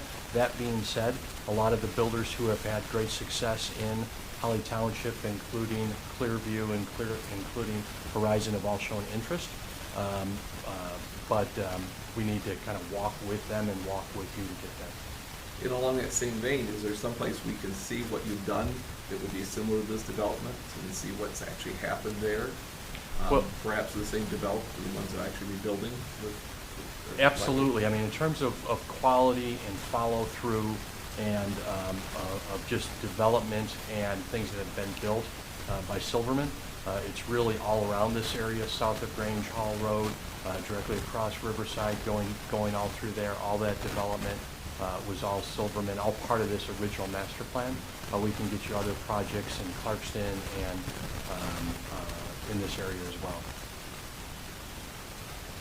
But Yeah, it just would be nice to be able to see something that was done with a similar basic beginning part, to see how it's worked and maybe even talk with people. From yeah, those units. well, in the Shelby and her neighbors, that was planned by Silverman, approved through Holly Township as part of this project as well. And now it's built. Now, yes, it was built by another builder, a home builder, but that was always the intention right from the beginning, that they were never going to be Silverman homes. And so that is a little different in the sense that because of those downturns about 10 years ago, it was sold to a different developer. So, but we can certainly share with you ones that Buzz Silverman and our team have followed all the way through it. In particular, maybe the 16-unit buildings. Okay.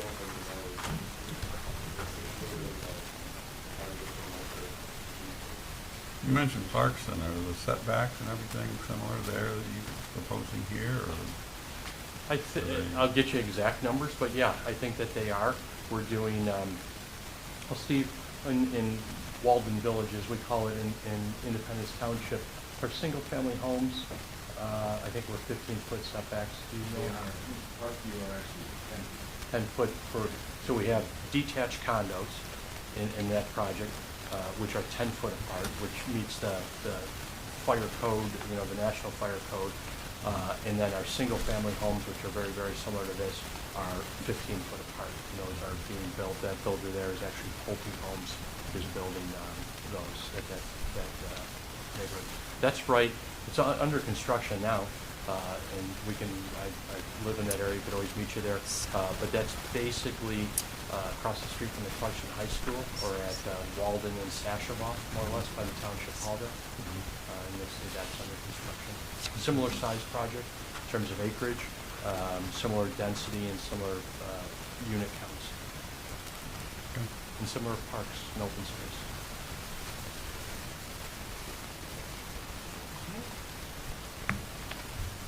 We had some good questions. Any other questions, thoughts, concerns? And we'll We really, wait for, I'm sorry. I was just saying, we'll wait for direction then from the clerk's office and what's going to come before us and as to how we proceed. Well, we really appreciate your time, and Karen and John and township engineers have been terrific, so we'll continue to work. We probably pester them a little bit, but, we want to make sure we get it right. We're committed to doing that and working with you, and we'll follow the process and look forward to We'll go from continuing to make Holly a great place. Well, I do appreciate too, you're taking the time to go through special land use and the 5 steps of, because I'm sure I wasn't the only one looking at this and thinking, okay, where do we go from here? So I appreciate that very much, and if we can get a copy of that, I think that'd be great. All right, well, I think that concludes that as far as the presentation for Riverside, so we can move on. I have the agenda in front of me, so I have a direction. So next is reports.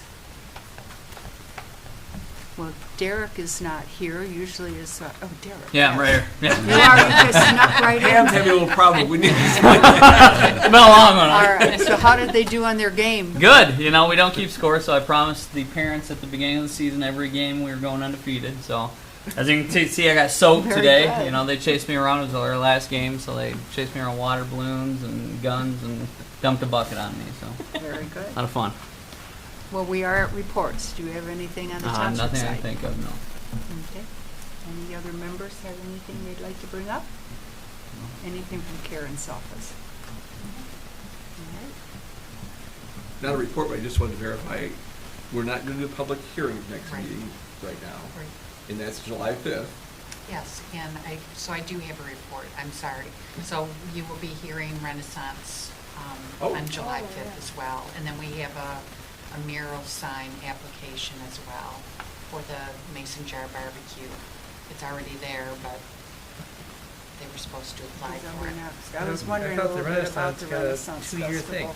thing. It's passed. It was that So they've been year going and the through next year, and that's already Groveland's. been passed.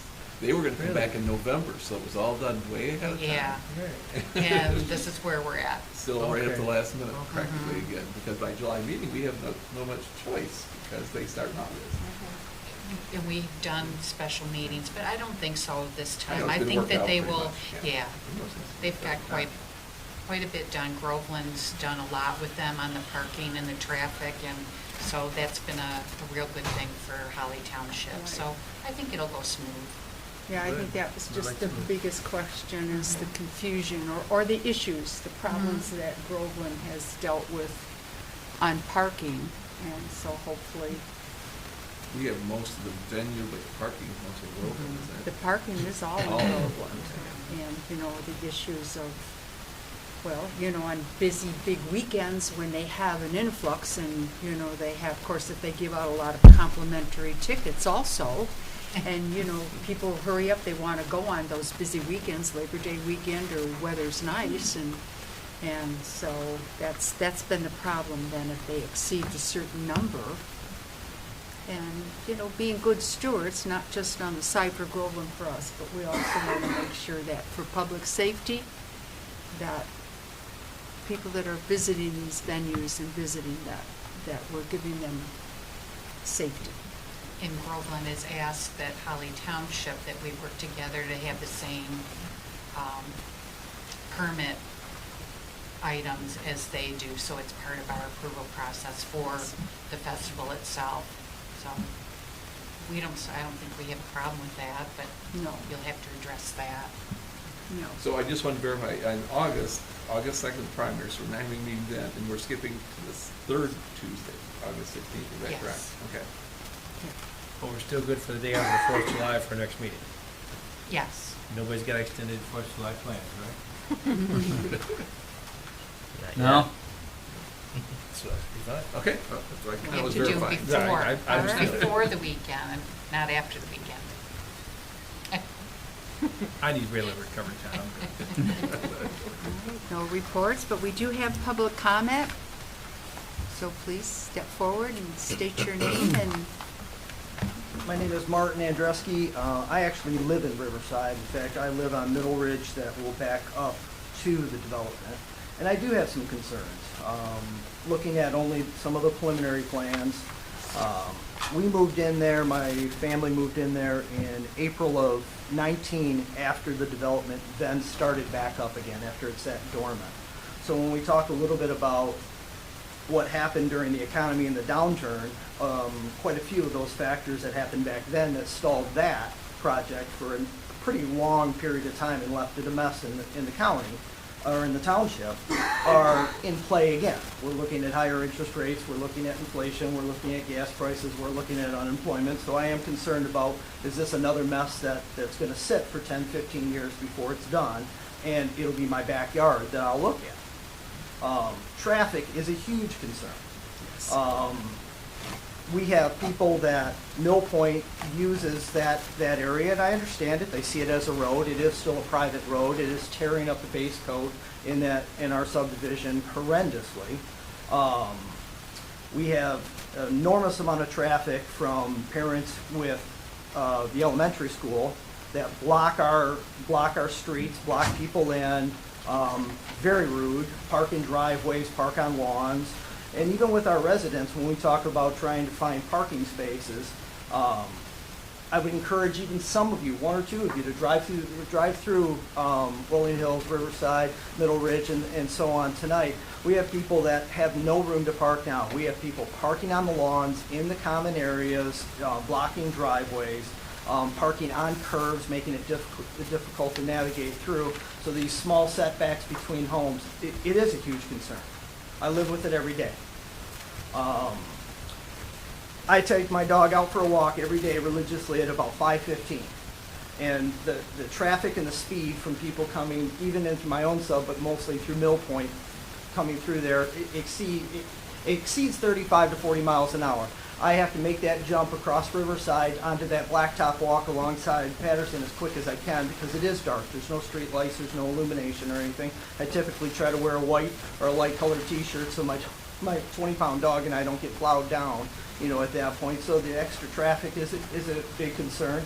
And I make a left turn off Riverside onto Grange Hall every Monday through Friday at 6 a.m. or before. And now that COVID is releasing, people are going back to the office. It is a problem. It's a problem in the summer, let alone in the wintertime when the roads are slicker and everything else, because the traffic that is coming down Riverside towards the west from the east, it is coming down that hill, and you're committed to going out, or you're just going to sit there. We really don't have a lot of other options to get out of there without a light. So when I look at the magnitude and the density of the homes, yeah, I am very concerned about it. I'm very concerned for the safety. We have a lot of children, and it's an elementary school there as well. In fact, BMG is very much lagging behind doing, finishing up and getting the roads dedicated over. In that process, I keep asking, over and over and over, and I'm sure Karen gets tired of my emails on things even related to the sub, but it is our home. It's our investment. We're there. It's our property values. The grass and the weeds that are grown up, and we're around 3 foot now, all the way up Riverside from Grange Hall that has been neglected. We can't seem to get agreement to get the property leveled off so that we can get contractors to even go in there. I've mowed them down the last 2 years myself at least 3 times a season. It's something that these are things we need to think about, especially, like I said, if we're coming into economic conditions that were very similar that happened through 2006, 7, and 8, and we're aiming right back down that road again. Do we want another unfinished project just sitting around for a decade or two? I don't. I can't imagine it's gonna do anything for the value of my home.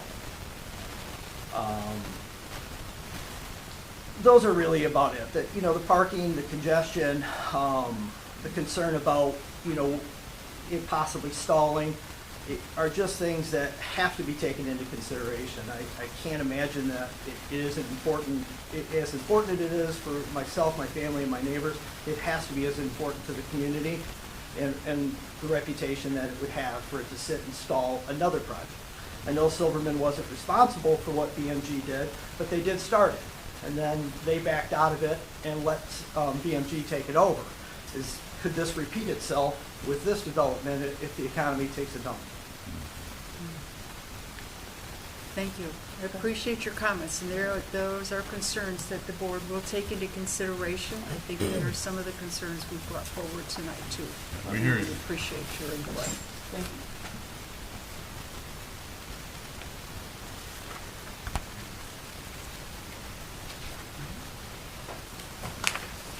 Read my agenda and get lost. Do we have anybody else that would like to make a public comment at this time? No? Well, with that, I will. Did you have a comment you wanted to make? I know you're going to say anything. My name is Shelby Shirley. I also live in the North, and Come on up so we can hear you. Yes.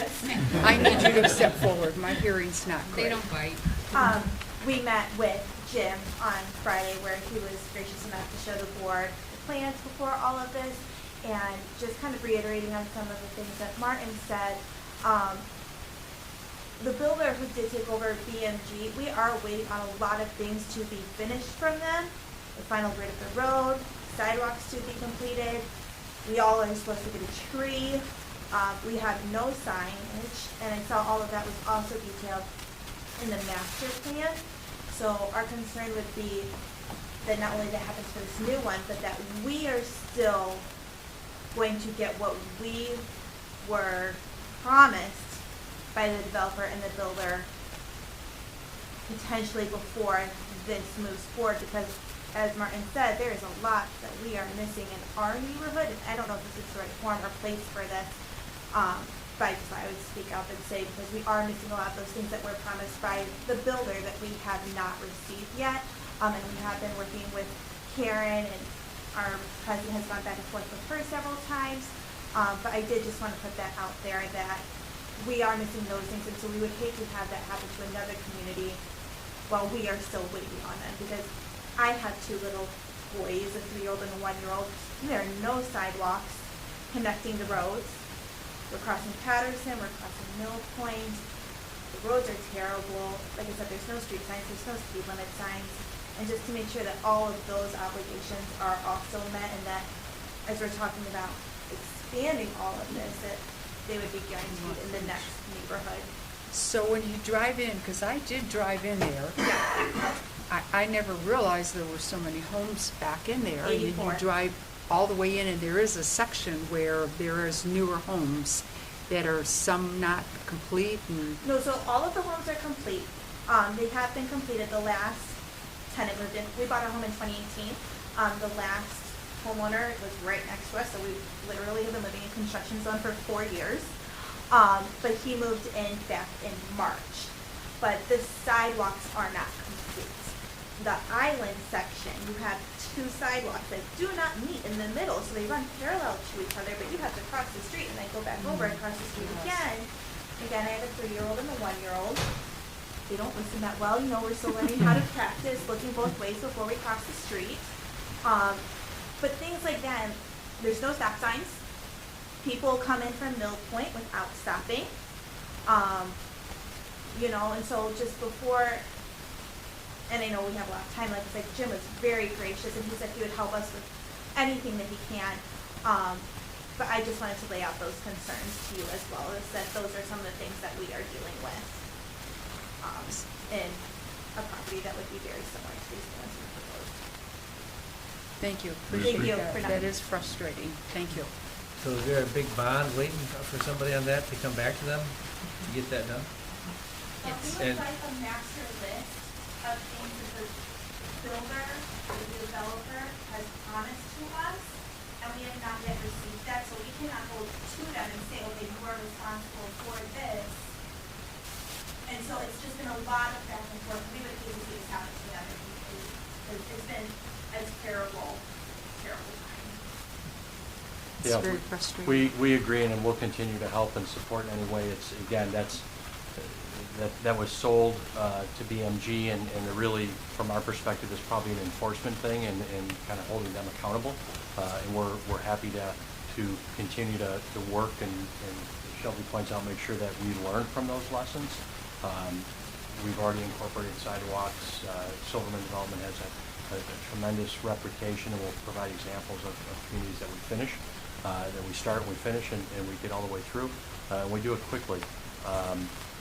And so we'll continue, but you know, I would certainly hope that, just like if I'm trying to sell my house, that, you know, I don't want to be precluded to sell my house if my neighbor hasn't finished their deck. You know, I can't control what my neighbor did, so we're here to help, but it really is a separate and distinct project that we're talking about, despite the fact that we're adjacent. But we're really sympathetic, and we'll continue to pressure anything that we can do to help parent in the township with those enforcement issues. What are your concerns with the housing market and economy as far as housing? You must have some concerns about that. Well, I think we're all aware of it and cautious about it. We've already seen, because even before the economy, that shift to this rental lifestyle is happening. We're seeing that in all communities, and I don't necessarily think that that's a sign of a good economy or a bad economy. It's really a sign of how people are prioritizing their money, or maybe where they're spending their money on toys and vacations more than on, you know, down payments on homes like our grandparents did.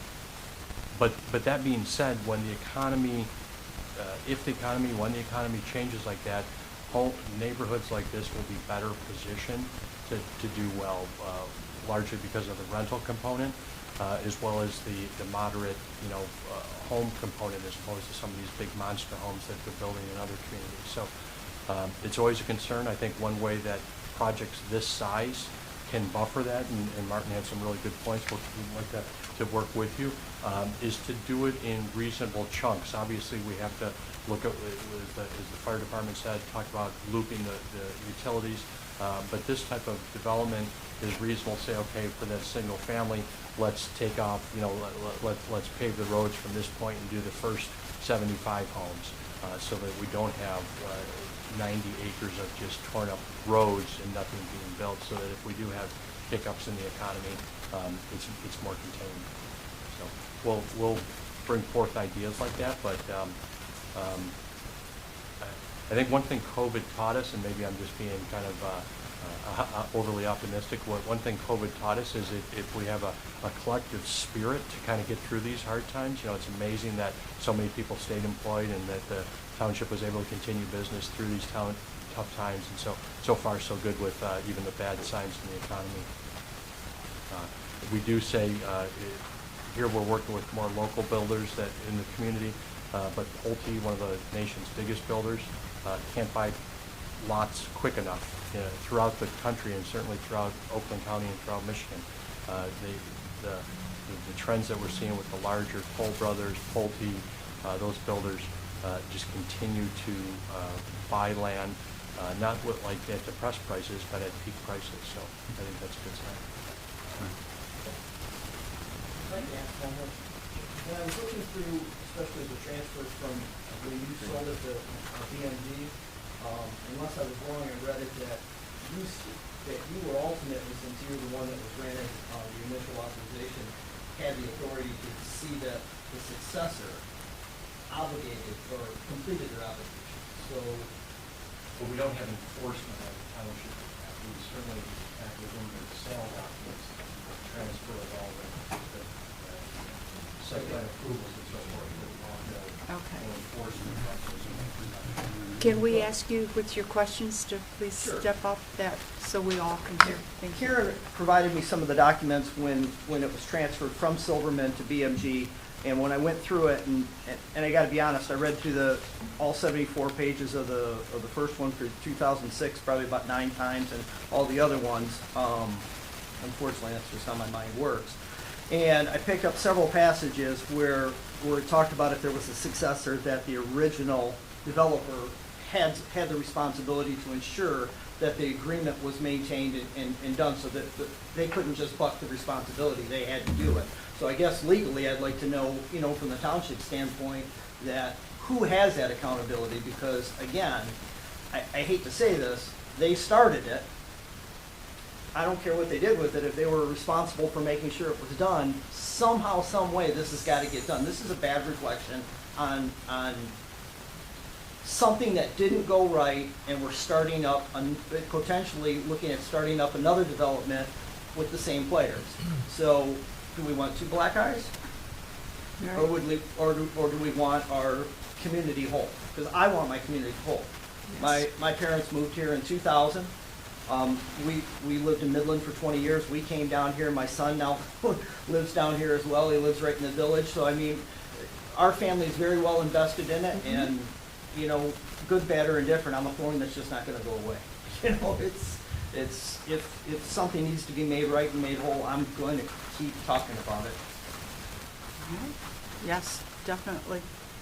Just in response to this, we fully agree, and we'll review those documents with the township, but again, our responsibility in terms of that transfer, in terms of seeing things through, is that they had the obligation to essentially follow the plan. They couldn't, all of a sudden say, hey, we're going to, even though there's supposed to be 88 single-family homes there, they weren't able to just come in without going through the public process and change it to, whatever, all apartments or all commercial site. They had the obligation to follow through on the plan that was approved. In terms of trees in front of homes, in terms of completing sidewalks, in terms of setting up an HOA, in terms of top coating the road, all those things critically important, but really the responsibility of the people who own that development, the MG, and the oversight of the township that has the ability to not grant C of Os and to ensure that things are transferred correctly before those homes are sold. So we'll continue to work with the community and do everything we can to. I think I was able to give Shelby and her neighbors some advice on how to follow through on some of those things. Certainly Buzz and our team will continue to add pressure where we can, but legally we don't have any ability or any enforcement ability for that. Can they not contact this BMG, or is We it? have. So we're working with them right now, but Okay. it's not a fast process. No, it It's- usually never is, No. but, Not when they're, yeah. okay, well, keep us posted. I hope that something can be done, because that is frustrating. It will. It'll And I just do be agree, how- we don't want something else to start building, a new project, and you're looking at something that isn't complete, so. Yes, thank you. All right, any other public comments? Well, with that, I'll make a motion that we adjourn at 8:40. Have support? I'll support. Okay, support by Lloyd. All in favor? Aye. None opposed. We are adjourning, and our next meeting is July the 5th.